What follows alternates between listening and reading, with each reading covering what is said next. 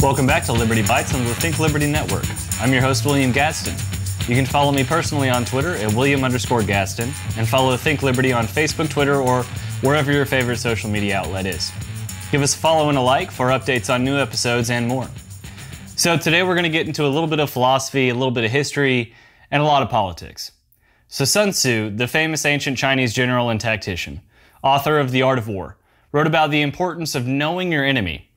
Noted heavy rock band Rage Against the Machine tended to agree. So today we're going to talk about some of the weapons that the modern authoritarian left uses and how to counter them with your own. So first off, I want to frame this for what it is. This is a fight between liberty and authoritarianism. This is a fight of ideologies. Now, the strongest weapon you can have in this fight is knowledge. And in order to get that, you have to have critical thinking skills.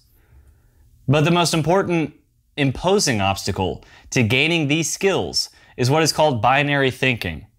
So when you want to see things in one way or another, even though it is far more nuanced or the complexity of an issue is more than you would like to think, that's what binary thinking is. This is basically 99% of those witty, clever memes on Facebook. Binary thinking is what gets you under the control of someone else. But you were the one that let that happen. Now, this is particularly evident when we look at our enemies.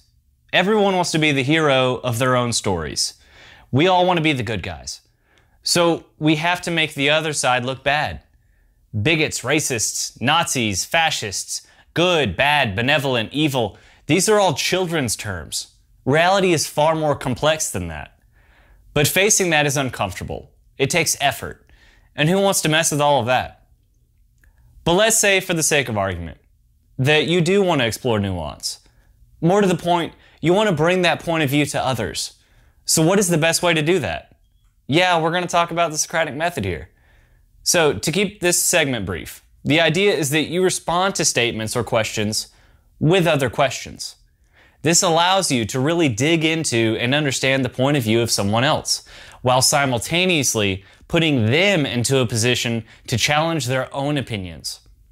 For example, why do you hate Trump? Well, he's a racist. Okay, why do you think he's a racist? Because he said racist things.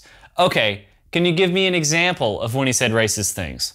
Now, this is a make or break in this scenario. Can they concretely point to something, or is it empty rhetoric? You can apply this exact principle to any number of other issues. Now, you don't want to pay taxes because you hate the poor. Well, why do you think those two things are related? Are you implying that tax-funded programs are the only way to help the poor? What about charity? And while you're doing this, be polite. Don't give them a reason to close off and become defensive. You have to keep them interested and open-minded for as long as you can. Now, naturally, this will eventually cause them to shut down on you. But you have to keep them vulnerable to new ideas as long as you can. And then maybe, just maybe, down the road, they'll consider what you had to say. And one of the other key points to critical thinking is actually thinking for yourself. This whole follow the leader BS has got to end. People need to learn to think for themselves. So when you go home after a long day at work, don't plug yourself into the national news and download straight to your hard drive. Don't drink straight from the hose. Instead of coming into it with an unconscious attitude of, well, what am I supposed to think today? Or, what should I be outraged about today? Come into it with an open mind, but one that is eager to do more independent research, to find further evidence for or against the thesis of the argument. So, when you have found an opinion, stop being trendy with it.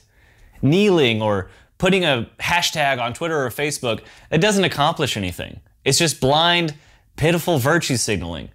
Do you know why you're kneeling or sharing a hashtag? Are you sure you agree with that stance? What are the nuances of it? Why do you believe that that cause is important, or that it is important for you to make that political statement? Perhaps most importantly, we need to fully embrace our freedom of speech. Say the impolite things, point to the impolite facts, expose the uncomfortable truths, suggest valid potential solutions that people don't like. That is the value of tough love, and that is the value of liberty. So when it comes down to it, nobody's willing to talk about some of these things. They're paralyzed by fear. Others are using these issues to give themselves a pat on the back, to virtue signal, to attention whore. And even if your outrage is genuine, the Constitution is not trumped by your feelings on an issue. But what are some of the things that you need to look out for in your own arguments as well as those of others? Confounding arguments, using arbitrary terms like assault weapon, appealing to emotion, think of the children, belittling you as a person because of your beliefs. Well, you're cruel if you don't support this cause. Straw man arguments. All Republicans are just hillbillies that have no justification for their beliefs other than hate. Shutting down an argument or closing the door. Well, you're a Nazi, bigot, racist, homophobe, so I don't have to listen to you. Or you're not a woman, black, LGBT. You can't understand or can't have an opinion. Trendy catchphrases. My body, my choice. Hate speech is violence. No Trump, no KKK, no fascist USA. Or my personal favorite, what do we want? Dead cops. When do we want it? Now. Or for the sake of intellectual honesty, chanting USA, USA, USA. These things don't accomplish anything. No discussion is had. No legitimate points are made. Everyone just ends up screaming at each other. All of these things are intellectually lazy. We need intellectual consistency, honesty, empirical evidence. We need specific points, not arbitrary, general, or vague terms and bumper sticker phrases. Phrases like toxic masculinity or cult of death when referring to gun culture, worshiping this, that, or the other. It's all rhetoric. It's all hyperbole. But none of it is constructive or conducive to moving forward. Now, this is true for both sides. I recognize that it seems like I'm unduly focusing on the left here.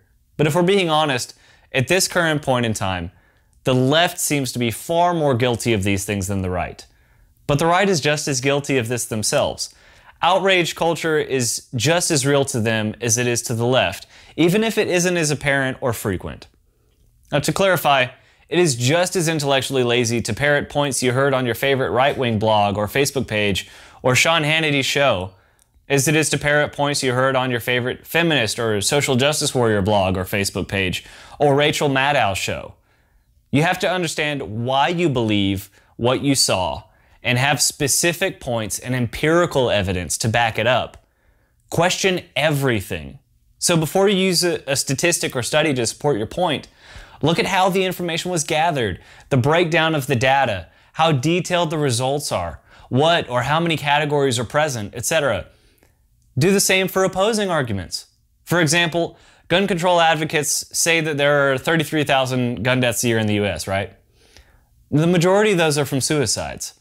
If the main argument is control rifles, how many of the actual murders were from rifles? Does the data differentiate between motive and the weapon used? Now lastly, I want to emphasize that it is perfectly okay to have your opinions challenged and not know how to counter the challenge. This is how we grow and strengthen our opinions and beliefs, or adapt our opinions and beliefs to better match the evidence for it. This is a good thing. It's a sign of intellectual and emotional maturity to be able to admit that you don't know, and maybe you need to do some more research and readdress the topic later. It's also perfectly normal to have an adapting or changing opinion on an issue. Just don't go screeching off into the sunset when someone takes apart your argument. Thanks for listening, and I hope you'll continue to become more liberty-centered with us. I'm William Gaston with Think Liberty.